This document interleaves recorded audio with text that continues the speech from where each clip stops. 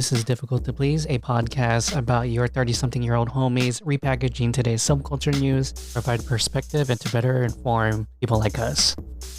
In this episode, Erwin and I talk about the power of brands. Brands can mean something to everybody. I mean, with all a bunch of companies and brands consolidating and getting exclusive content out there are a bunch of red flags that I'm kind of worried about.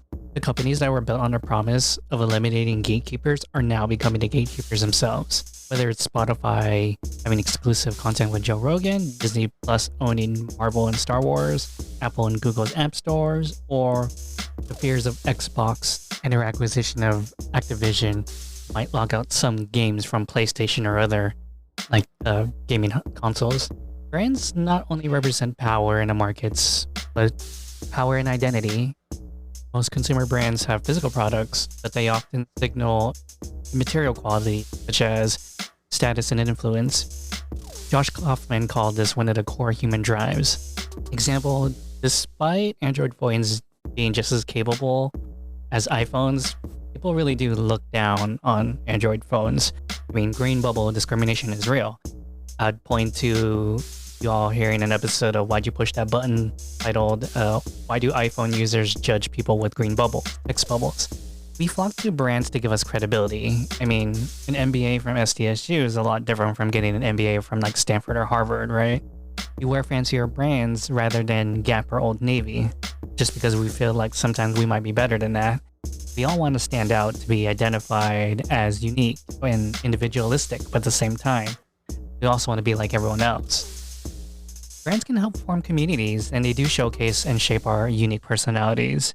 We become crusaders of certain brands because we believe in its messaging, like Nike swoosh or riding a Tesla to show that we are environmentally conscious.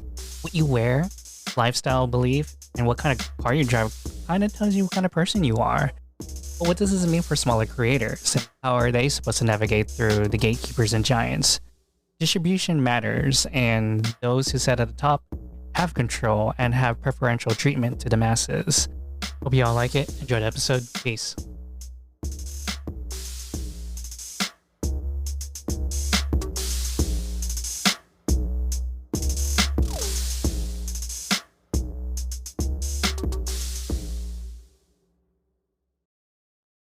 What's up, everybody? This is the Difficult to Please podcast, episode 41. Yeah. We're just trying to have conversations right now. We're just trying to have conversations. We are recording Sunday, February 6th, for those keeping track and seeing how topical things come when we publish. Yeah, see, I like that you start adding dates to stuff like that because it makes sense. It's like, oh yeah, we're more current. No, yeah, it makes a lot more sense now because you're like, oh, why are they talking about a topic that was dated? Like BTS. I'm kidding now. BTS is dated. Attack me, please. Don't attack me. It's all good. BTS Army. Oh. Anyways, what's new with you, Erwin? Nothing much really. I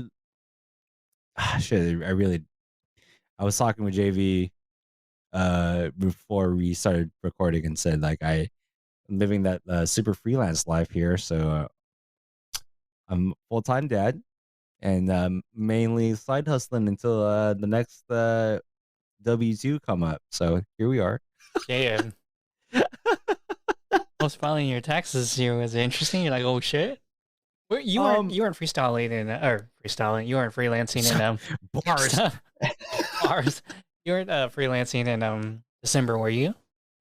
I was freelancing maybe like the last few months of 2021. I'm pretty close to wrapping up my taxes on TurboTax.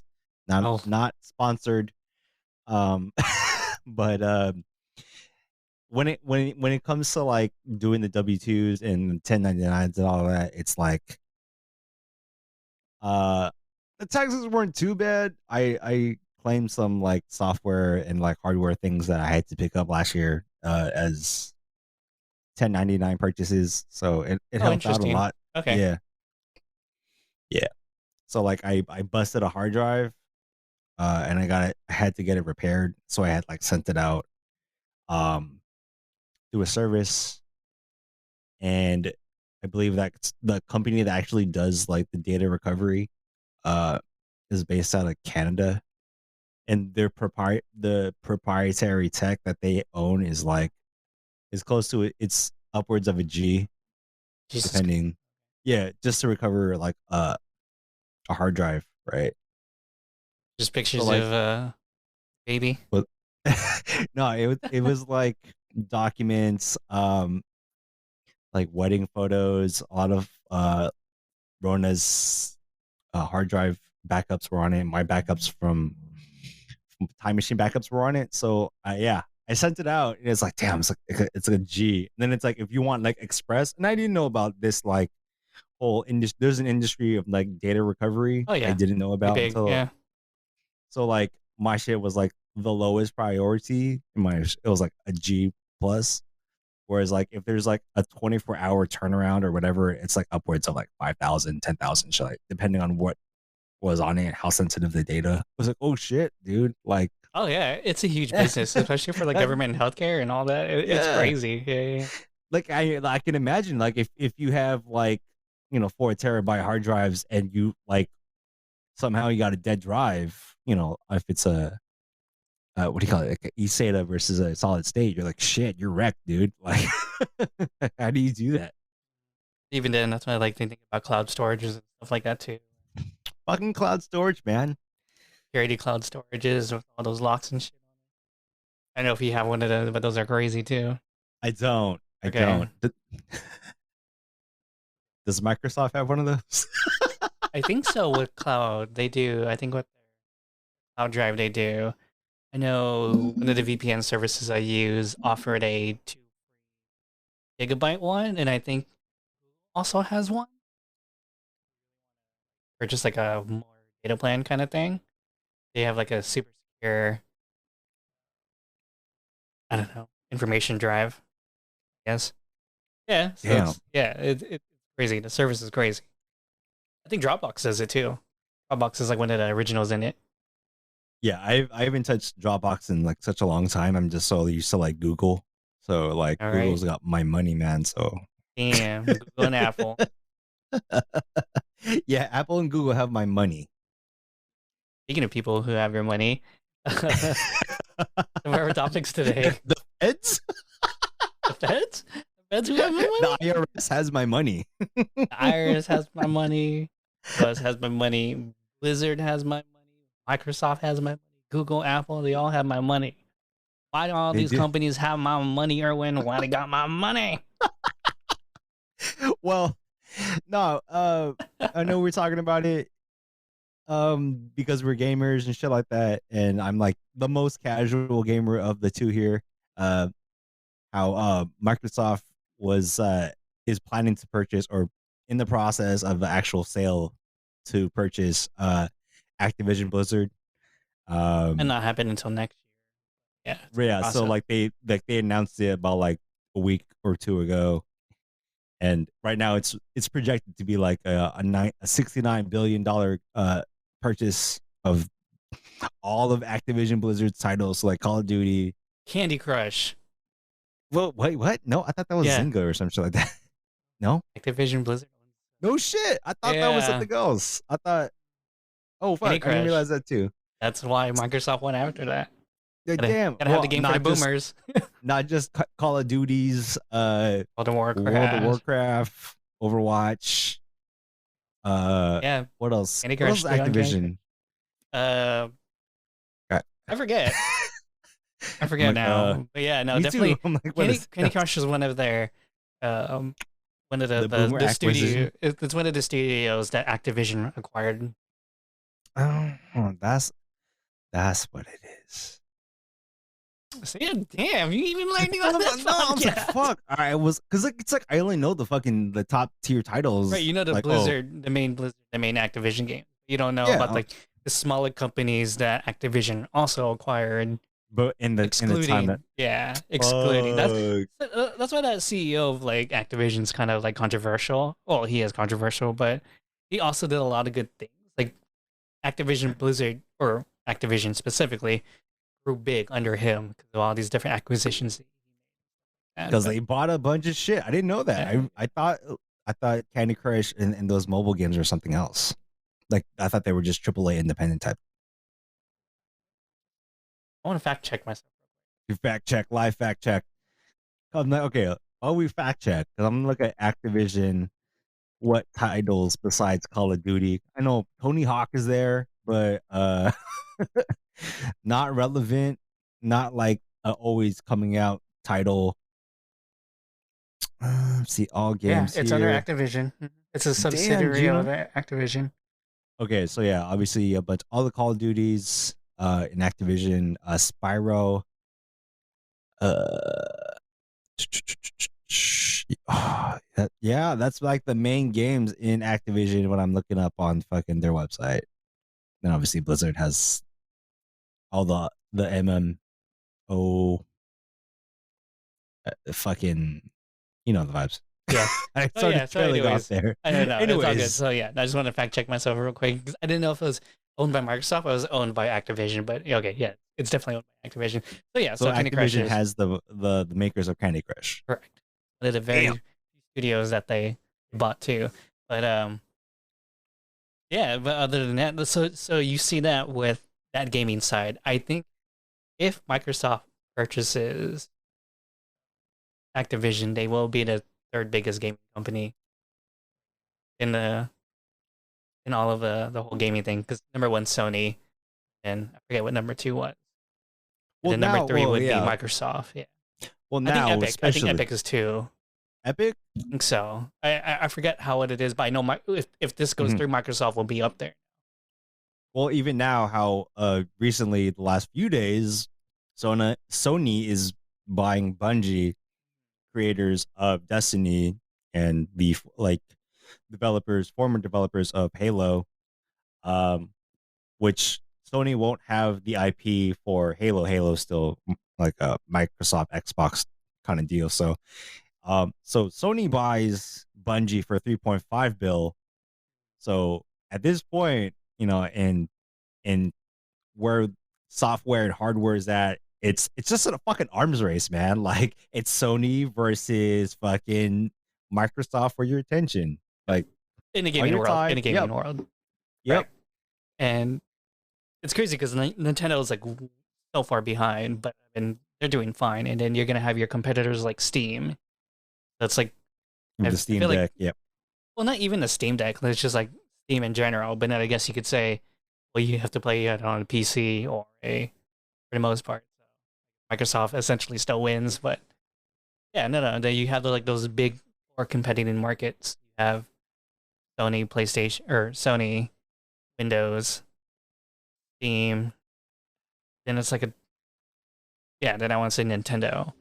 I'm not sure where you're gonna fit Epic Games into that. Yeah, all these companies, all these big gaming companies right now have Mhm. so much money going into it.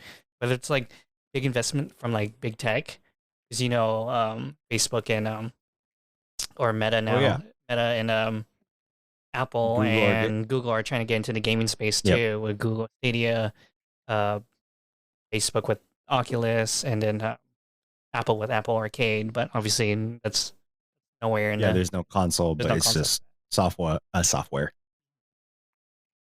But yeah, so No. Yeah. it's crazy because now like what this says about power is like yeah now we're getting into a weird period in our economy that we're now tightly looking at industries. Like hmm we're always talking about big tech, right? And then we're talking about big ed now, big pharma. It's gonna be big agriculture next, and now it's gonna be big gaming. And it's crazy how all these concepts are now like becoming more prevalent in day to day life now. Well, even now, like with gaming, and I don't think like my point for all bringing this up is like when it comes to consolidation, it just becomes like this monopoly, which is not. I don't think it's a good thing to uh as a gamer or casual or even like looking at it as an economic perspective. It's not always good when you have like these really strong like gaming developers, gaming focus, get bought out by the people that you know have the consoles, right? So Sony PS5 consoles, and the software. So it's like when you get when you have software plus hardware, you're like, well, you're getting all these like pieces of content, which is going to start like pricing things out and getting fucked for the smaller AAA studios, right? Right, correct. Yeah, but then I guess you can also argue those indie companies have homes such as Steam, such as Nintendo now. They're now like pushing like indie creators, which is pretty interesting. But yeah, I'm not gonna find Monster Girl Date Life on Sony or the Xbox. I'll definitely find that on the Steam on a random back corner of like a Steam sale page. What's like even now? It's like if anybody's gonna develop any kind of game or software, how do you like? What's the strategy? Is it grow and get acquired, like just like any other startup now, or what's up? And I mean, gaming is kind of like interesting in its own aspect because there are some games out there, and they're Mhm. actually on Steam. But yeah, indie games like there are two people who build 7 Days to Die, and that's Mhm. like an ongoing beta project that's been on Steam for so many years. And then there's that infamous Undertale, if you've heard of it. It's about a single creator. He made a game like pretty much on like I don't want to say it's an RPG maker, but it looks like an RPG maker kind of thing. But That's yeah, I interesting. mean, so those there are successful like indie games out there, but yeah, like how would you start spreading that content out? Like AAA gaming studios is like that's on a new level, but with gaming, there's always like so many different type of niches out there. So Well, you're gonna find where it's at, I guess. well, even like the niche, and this is kind of like a side story that I was telling JV how Sega in Japan is selling off their arcade business to a And private equity, right? So even though in the US, arcades are pretty much dead, and Japan were like the original, like the originators of the arcade and popularized the arcade before coming to America. Like their their big one in Akihabara, Tokyo, was like they shut that Bro, down. Ikeburo. What It's a I different just place. It's in different, not Ikeburo. Akihabara. No, it's not Akihabara. They did close down in Akihabara, but the big one was in Ikeburo. The Yeah. 3-story one. Okay, so Okay, that I one mean is you're part right. Yeah, sorry. Just correcting. Correcting. live fact checks. But No, okay, but yeah, well, the point is yeah. So like arcades. things are dying. So there's Sega's Things are getting out of the dying. Uh-huh. things are dying, and um, what the thing about Sega and their arcade business being sold off, and they're gonna try and revive it or figure a way out in this new era of gaming and COVID and all that. It's like um what's gonna happen for the arcades and gaming, and like I guess the idea of gaming in real life is like some of it is participating in gaming, and there's a the other half is like just spectating, right? So it's like watching Evo. It's like watching somebody play DDR really good at the arcade or any other kind of spectator sport like Mhm. you see on Twitch, but Yeah. in real life. Yeah, that's true. That's definitely true. Do you think Oculus might have like a play in this? Like if everyone's like, oh, instead of being in like a Gundam pod in an arcade, I'll just be in a Gundam pod in my own room with my own chair by myself. What I'm just I just want to see like the first kind of like major title be played on Oculus, Same. because like I'm not convinced right now with the titles. I think the coolest one is that lightsaber one, Saber. Beat Saber. Yeah. That one looks pretty cool, but I'm not like Half-Life it's Alex. yeah. Really good game. It looks really great on VR. It's trippy. Obviously, horror games are really good on VR. You ever Oh tried yeah. playing Phasmophobia on VR? That thing was terrifying. I can't even play fucking Resident Evil 1 or 2, man. Like the remakes. The fuck? Number 2 is so fucking scary. I would never. Anyways, Even yeah. like shitty, it's the shitty graphics and the fixed angles, man. That fucked you up, man. Yeah, That fucked you seriously. up. And I'm trying to play this one called Devour. They just opened one of like a Japanese spider that comes after you. I was like, fuck this. If I play that in VR, because like if the ghost catches you, it's gonna do like a jump scare on TV. Hell nah. And I was like, yo, if you imagine playing this on VR, like people would be dead. I would be dead. I would be like cardiac arrest all over on my.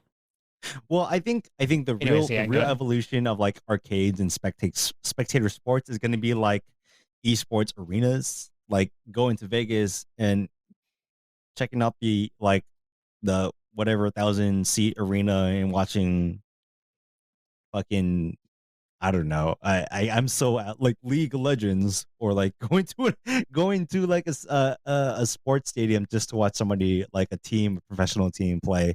Now, would the professional team be there? I don't know. I'm just I don't know. that's what I'm saying. It could be that, or it could be just like instead of lining up your quarters to play Marvel versus Capcom 2 at the arcade, like, you know, I think the real step is like watching other people play video games in a luxury, or like kind of like a sport, like a real sport. A real sport. Yeah, I'm spectator not sure. sport. What was the one in Vegas, gay? And again, one in Vegas, all the boxers go to Mandalay Bay. No, Mandalay Bay, yeah. Okay. Damn, that'd be crazy. Just all lining up in the Mandalay Bay. Well, because even now, like link it MGM Resorts, they in the Luxor, they renovated part of their like conference room or some shit like that, so it's called the HyperX Esports Arena. What the fuck? I guess. Go. Yeah, so I mean, I linked it for you to JV. It's in that first part, the notes and shit like that. So yeah, it's interesting because the MGM specifically invested a bunch of millions of dollars into this like very niche thing that's specific to like the gaming world. I guess they kind of got a glimpse of that with Evo, right? Yeah, I think that's the future. I'm not sure how that's gonna work like in real life, where it's like, hey, meet me at where Tilt used to be in Mission Valley. We're just gonna go 1v1 on a big 65-inch TV, Fortnite. Fight me, and shut that. I don't know, man. Like, it's gonna be more.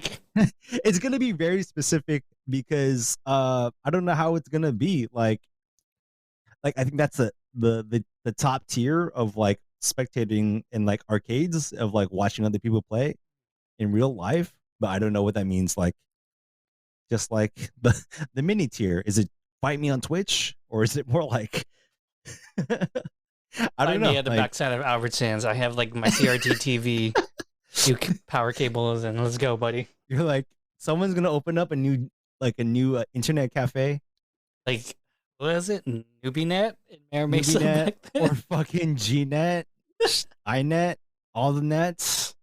There's so many internet cafes back then. Yeah, there was a lot. But now, yeah, too ahead of its time. I think it was right on point.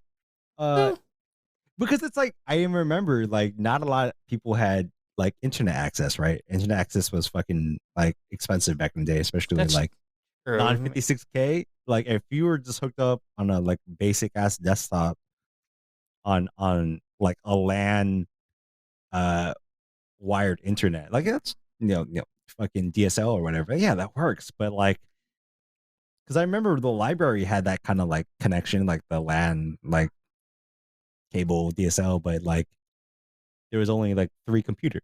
But I get it. It's true. I get it. And then there were gaming computers. No, everyone's trying to get a gaming computer. I'm trying to get a gaming laptop now too. Are we going back to gaming laptops? I thought gaming laptops went out of style. No, because of a recent trend, they thought laptop sales were going to die with the whole work from home kind of thing. Mm-hmm. Everyone got their own corporate laptops already. Actually, Microsoft saw a rise in laptop sales. Right now, Microsoft laptops are beating the market right now, and or they're doing really well in the market compared to most Apple products. But I mean, Like the M1. actual Surface? Is that what No, no, or is no. there Just it could be a Dell. It could be got you. some people are just getting laptops now, and now laptops are becoming their all-in-one device. So Hmm. now they want to be able to game and work on their laptop.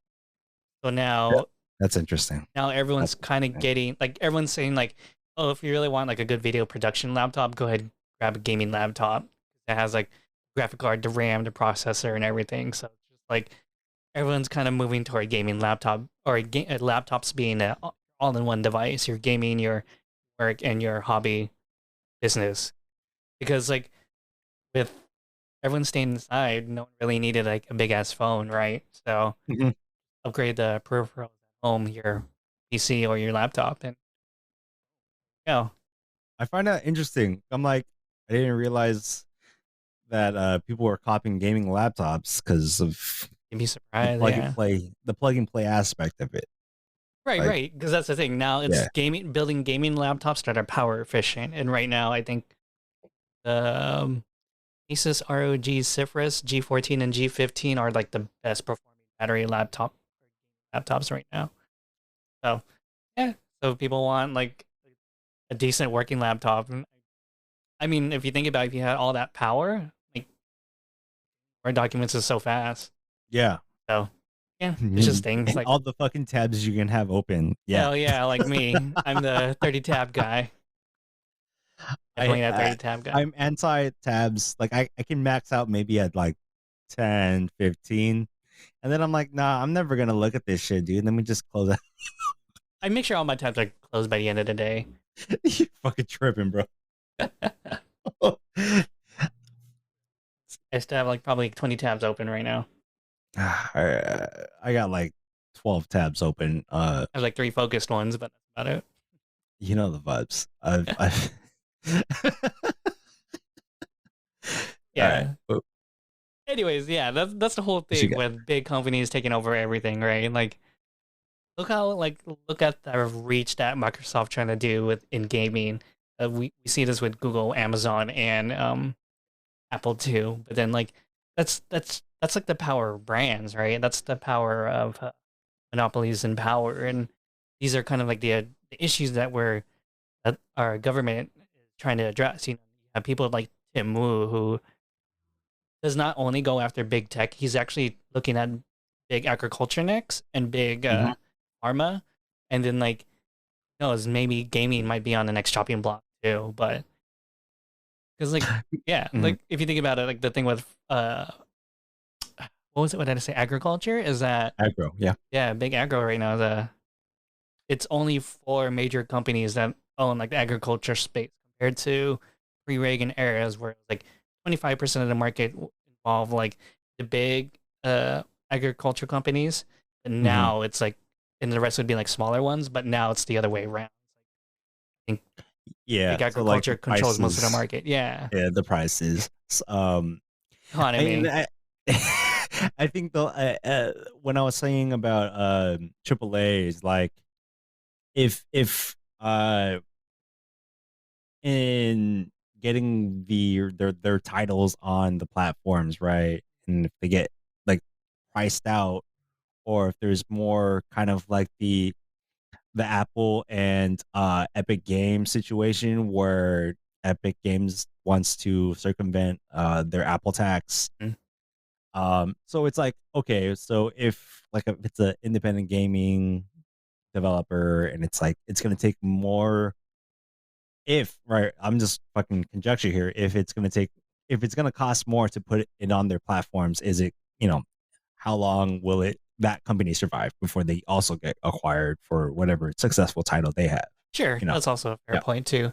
And like not only that too, another like what could be bad about having these big companies with the consolidation of all these gaming markets is essentially they're going to be the gatekeepers going forward. This is the problem we're having with like different industries going forward. Like with agriculture, the farmers have to deal with the distributors. With tech, it's the Google Play Store and the Apple Hmm.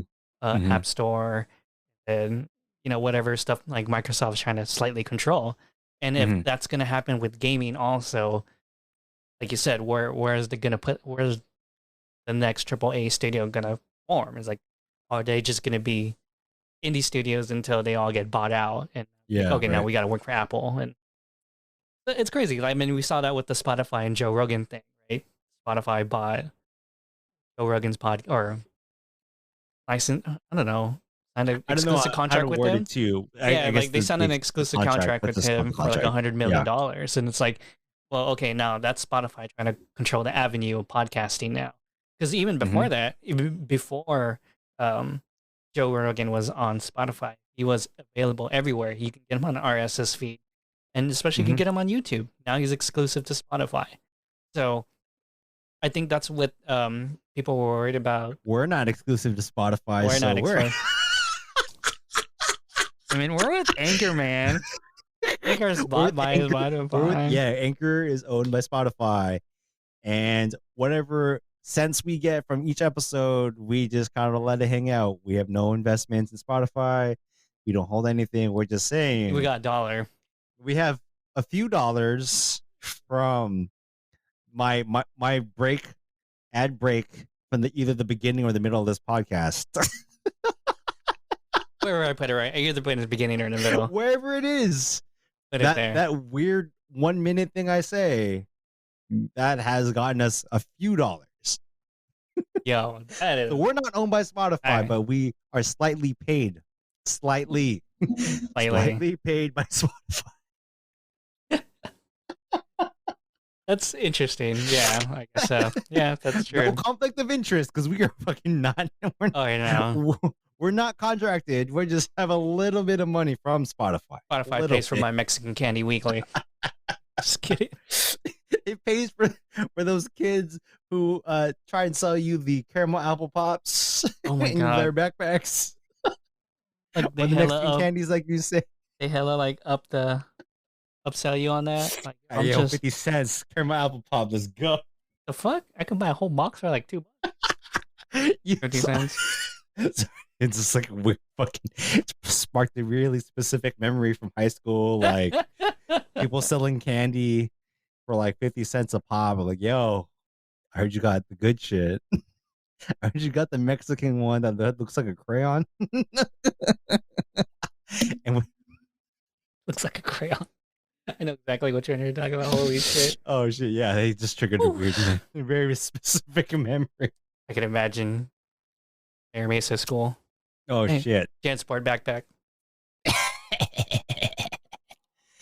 Anyway, yeah. So that's what we were saying about like these companies now owning the guardrails to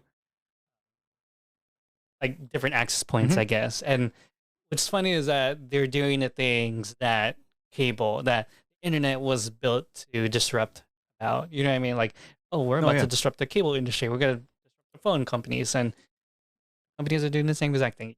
Everyone's trying to consolidate, have their walled gardens, and great flow and access. They're trying to make what's that? Their flywheel effect really strong. So Yeah. going back to Yeah. it again. They're just trying to like grease it up, man. Like they're just trying to own the whole ecosystem here, which is kind of not really my thing. I don't like when big ass companies own a bunch of shit. Just like half why you already own my life, dude. Like But if I was gonna like defend that for a little bit, the only good thing about consolidation is that it makes things more efficient. Question mark. That's just about it. It just makes things a lot more efficient. yes, That's it. from the end user point of view, yes, it might make things more efficient, right? Versus because like when Microsoft ends up buying Activision Blizzard, it's like, okay, what's redundant across? Are they gonna lose? Are we gonna lose jobs? Are we gonna drop software titles? Because I mean, Overwatch 2 has been rumored to be in development, but with all of like Blizzard's allegations in their kind of how they run their workplace, I feel like it's been dropping off, and how what the progress is to see Overwatch 2. So it's like the Microsoft purchase certainly helps bails out Activision Blizzard kind of on a PR standpoint, kind of like gives them a new slate when that purchase happens. But it's like, okay, what does Microsoft have a larger say at the end of the day when this purchase does complete? Yeah. Will they say like, yo, we're not gonna make any more of this title, we're not gonna put more R&D money into this, we're just gonna stick with the greatest hits type shit, you know? Mm-hmm. Makes me wonder though, because like I wonder what the end game would be, because I know a lot of them are trying to go to like cloud gaming, Mm-hmm. and like we saw that with the digital only PlayStation 5 and Xboxes. So it makes me Mm-hmm. wonder like what's going to be the next move? Is it going to be the absence of a console now? Like what if Microsoft suddenly said like I remember people were kind of getting worried that certain titles are only going to be or Xbox exclusive only. Mm-hmm. And I think that was Call of Duty, right? Call of Duty was one of Right. them. And then they're like, oh, as of right now, it's not going to be. It's going to be on PlayStation and Xbox. And to be honest, that's perfect competition. Is it's like if your game could be available on like all the different markets, that's like Mm-hmm. pure competition right there. Right. And then that would be I like see a that. good thing. But if they're saying like, oh, it's only exclusive this, only exclusive that, yeah, that's when things can get kind of tricky because I don't want to buy like one system for No. each game I want to play, kind of thing. You know what I mean? Like, Well, I yeah, mean, we it's kind of do true. that with No, right it's now. We're kind of dealing that right now. But yeah, right now it's very specific, like because of Nintendo fucking like owns Pokemon. owns the software and on all from top down, right? So like, yeah, Pokemon, you're not gonna play Pokemon on a non-Nintendo device, except with the obvious exception is if you're gonna run an emulator. Wait, what? Man, Or what's an I emulator? mean, I'm what? just kidding. What's an emulator? Yeah, go on, go. No, it's like okay, just like how Mario hasn't been on anything but a Nintendo platform. Now it's like okay, what was it last year or 2020 when they released Mario Kart on Apple Store? I just forget what year it was, but Oh, yeah, I that was remember a big that. ass deal. Like, That's a oh big shit, ass deal. Mario Kart's It's finally finally mobile. not. Yeah, it's I finally mean, mobile. yeah, Yeah, so it's like okay, Pokemon Go also. yeah. So that's the thing about like Nintendo. Nintendo's like its own thing. They're doing great. For Walled Garden, they're doing great. For a walled garden, they're doing great. They really should have just bought fucking Sega from like the get go when they should have just bailed them out instead of like Sonic versus fucking Mario or like they should have got bailed out after Dreamcast was a flop. Like that would have Oh, just been that Dreamcast is system. like I feel bad, but it's like yeah, it was an unfortunate flop. It was such a That- good system, though. Ugh. But yeah, no. So Mhm. with all the consolidation, like we're seeing consolidation in other markets also, and like one of the big things, kind of say, well, not really consolidation, Mm. but I guess what's also that I'm kind of worried about is like this new direction where like fashion is going to. Like the one, like speaking Mhm. of like monopolies and stuff like that, like one of the biggest fashion monopolies right now is LVMH, Louis Vuitton, Hennessy Louis thing. Vuitton, Moet, Oh, and Hennessy. Hennessy. Yeah. And I didn't realize that they own so many.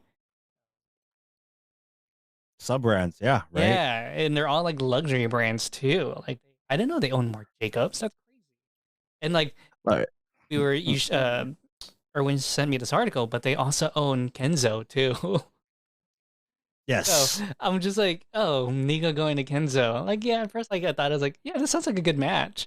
But then like I saw who owns Kenzo, and I was just like, oh, this kind of makes a lot more sense. It's just Okay, called so let's. I'm on the wiki right now. So LVMH, the besides the names itself, right? Louis Vuitton, Vuitton. blah blah blah, right?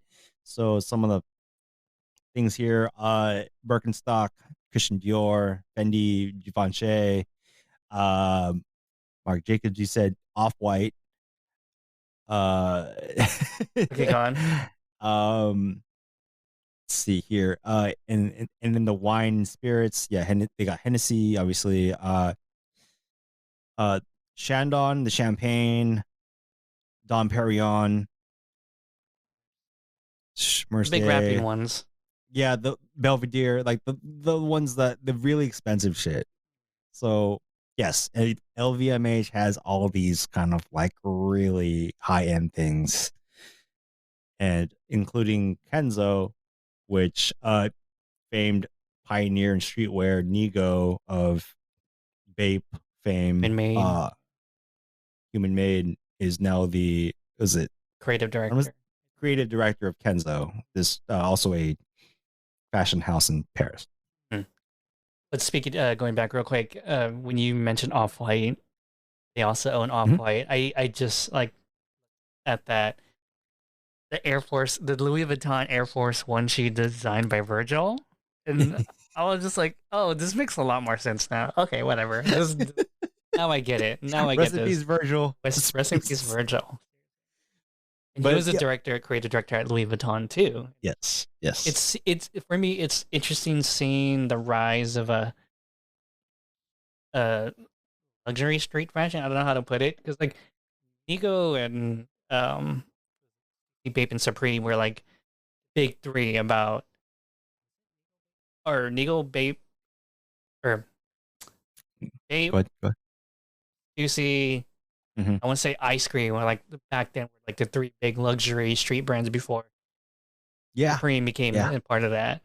Yes. Yeah, so it's crazy seeing that now, and then like the rise of now luxury street brands becoming a thing, and having Nigo like of like street fashion fame like go to Genzo, which is like a more a beat fashion, but like more of a high class kind of more fashion style. It was like an interesting choice, but I also thought like, yeah, I can kind of see this now because I feel like that's where streetwear is going. Like, what was that one brand my nephew kept telling me about that looks like it makes, Arc'teryx? huh? Arc'teryx? It was like the Ames something or Oh, whatever. Amélie Leon Dior. Yeah, when I saw those brands, I'm like, oh wow, these are like $100 cardigan. This is insane. I get it. Yeah. I, but like for me, I'm like, I keep thinking about like this is like the strength and the power of brands too. Is that if you own like It's one of these, unfortunate, yes. yeah, if you own one of these, Unfortunate. you are signaling something. You're either signaling that you're high class or a better class, and that like you're well You think off. you're better than me, bro? You Yeah, think you know what I mean? And it's like you got everyone Louis Vuitton Air Forces, dog? like you know like when You got people OG Mark Vans? I mean Mark Jacobs? hey, leave my Mark Jacob Vans alone. Because like we all try to be unique at the same time we try to be better, like different from others. But like at what point does everyone owning the same Supreme shirt, owning the same Louis Vuitton bag, like make you different from everyone else? And I think having Nigo and street fashion part of it is high end fashion's way of bringing in like that crowd of people who's like, you ever try on a Louis Vuitton sneaker? Be like, "Oh, this shit's tight, huh? No one else has it because no one can afford it." Well, because like okay, with I I felt when uh Virgil Abloh went to Louis Vuitton, like that was like a That's different huge. that was a huge thing. And because the person who he replaced, Kim Jones, I want to get my facts straight. I believe Kim Jones was one of the OGs of Supreme, but he's now at Christian Dior. Oh, interesting. Okay, so he went from like street to high end Yeah, but fashion. he was so like under like downplayed. No, but Kim Jones did bring the Supreme Louis Vuitton collab. Like Okay, that's for sure. I don't know if he's an OG of Supreme though. Now I have to fucking fact check myself later.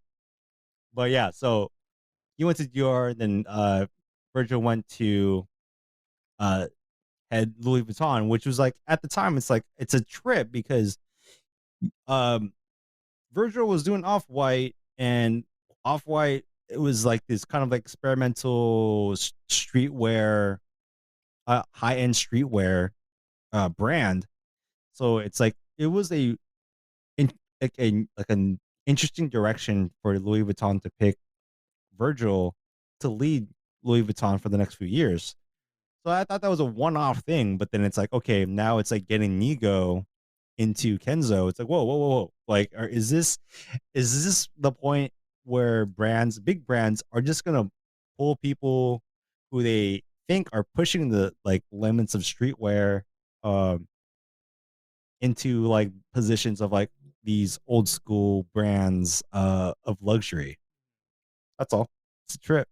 I'm not sure how I feel about it. I think it's interesting because Louis Vuitton has been kind of like famous for doing these weird off like collaborations and special ones. Like for example, or like I'm always so curious who Louis Vuitton adds as their creative director because like that really that's for me the reason why I kind of like Louis Vuitton. Like for Mm-hmm. me, how I got involved, like really started like Louis Vuitton was when Kashi Murakami was part of Takashi Murakami. was one of the creative That was the directors. one. That was the one that got me into it. And then I Well, was because like that was peak like Pharrell and Nigo, right? So right, when Takashi Murakami did the multicolored logo bandana that Nigo and Pharrell was wearing, like yeah, it that was was a fucking trip. That whole collection of the multicolored Louis Vuitton logos and like bags, the accessories and all that. So it was like a trip. yeah, it was something really not Louis Vuitton, but also very Louis Vuitton-ish. And then you had Mark Jacobs who took over as creative director, who's also one of my other Mm-hmm. favorite creative directors. He added a bunch of interesting collaborations to it, like adding Hatsune Miku into his summer line. And then obviously you had Virgil came in. They did a Final Fantasy 13 collaboration too. Like, Vuitton also did that using Lightning as their model. I'm trying to think what else. So that's what I mean by like these power brands have like they could come up with so many interesting things, but they also control the Mm-hmm. guardrails of so many interesting Yeah, and like because like good. wasn't it Takashi Murakami that did the like short film anime attached to the Louis Mm, Vuitton commercial, collab? Vuitton Yeah, commercial, man. Like yeah. what? Or Like who's doing anime commercials for Louis Vuitton? Like what the yeah, fuck? yeah, it was nuts. That's why I kind of like I adore Louis Vuitton. Oh, didn't Louis Vuitton also do like skins for League of Legends too, or something like that? I remember Shit. Yeah, we you're kind right. of We talked reported about that. Yeah, we this. talked Yeah, we about that. did. Yeah, Fuck. yeah. So that's what I'm saying. Our brands are crazy, Our brands. and then like how all these different cultures are kind of meshing together, where it's like street fashion and like esports. They're all kind of like now meeting like mainstream culture stuff. It's Oh, interesting we also seeing. talked about how Louis Vuitton was doing the Fortnite case, right? Like the trophy or some shit. I remember you mentioned that. Yeah, Fuck. Yeah, yeah. The power of brands, man. Louis Vuitton is trying to get out there with the fucking and Burberry's gonna do a oh collaboration with Supreme next too, and I we fucking love talked Burberry. oh Yeah, yeah. no, we talked about this offline. So when you mentioned, that's what I'm saying, the power brands, dude. And this is like the very strange but interesting direction where street fashion's going. So now we think about it again. Now we're coming back to this. What about the indie brands? What about the if you're not like a triple A brand, how are you gonna, as an indie studio, are you gonna go on Redbubble and sell your shit until like it becomes popular or what? Like, there's some Well, I think successful indie artists I get doing it. their own street brands right Yeah, now. so I think the power of brands for the like the little guy or any independent creator is it's so much different from when like from when I guess streetwear started, Like right? when we were So into instead it, like yeah, so instead of like going to a brick and mortar, there's or only a few fucking Karma places. Loop. Yeah, like Karma Loop died, Karma Loop had right? that indie section for all of his indie clothes. Holy crap. So yeah, it's not like well, obviously with the exception of a few places like Kith or like Amé de Leon Dior, which have places in New York, which already have kind of like the separation of like streetwear. It's like that in between streetwear and high end. It's what we're at in some of those cases. So for a brand to be successful, it's like be unique, find your audience, find your niche. That's why like anime is doing really well in the fucking in the space, and that's why you see so many fucking Naruto street these fashion stuff. Naruto street fashion, Yu Yu Hakusho, fucking Demon Slayer. Yeah, I don't know it's what else. I bizarre. feel Yeah, so old. anything you can get on Uniqlo now, pretty much.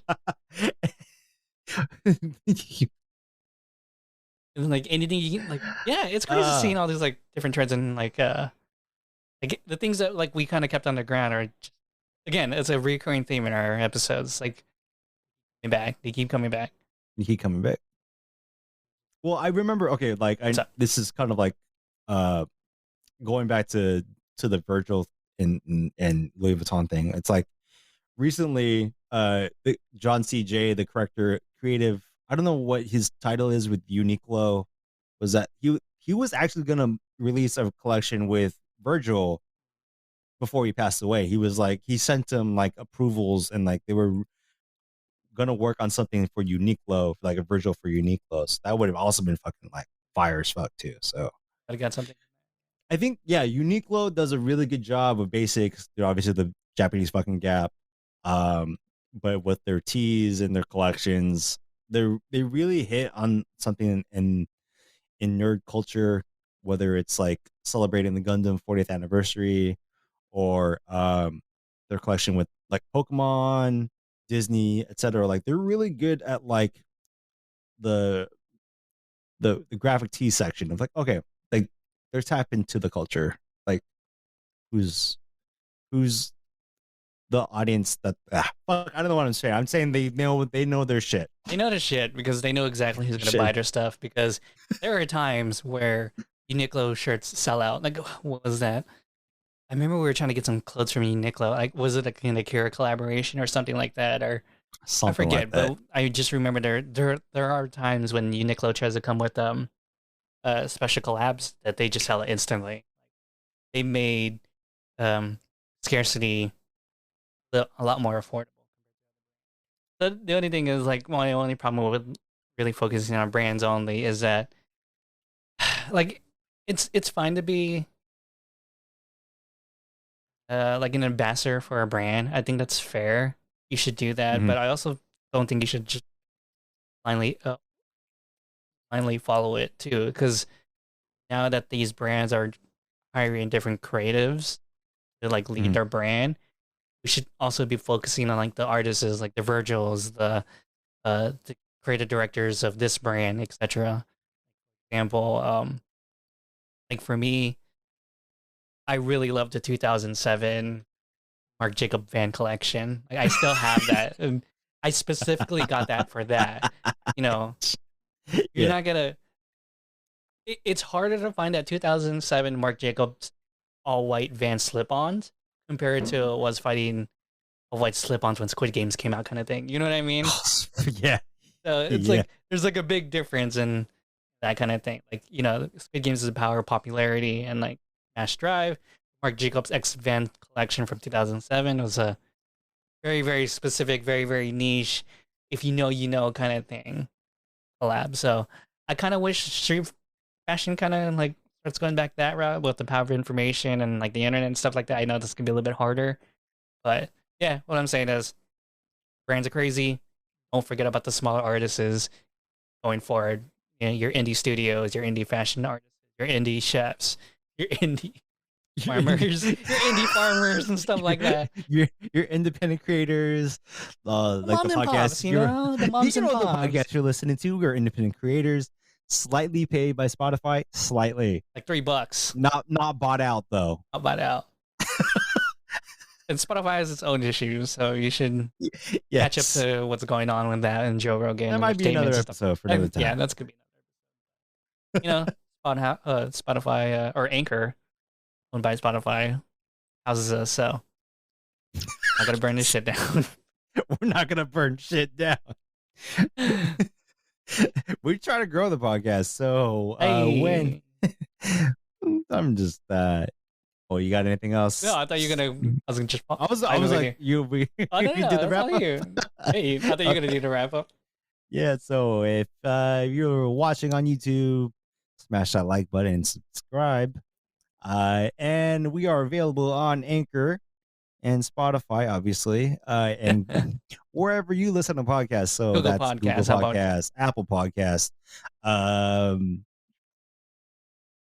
Yeah, that's it. Other independent podcast network that aren't owned. I know Megaphon's owned by Spotify also. So not owned by Spotify, not owned by Google or Apple. We're also probably there. Yeah, I don't know who owns Pocket Cast, but we're probably there too. All right. So everyone. we'll see you next time. Peace. Episode 41. 41? Bait.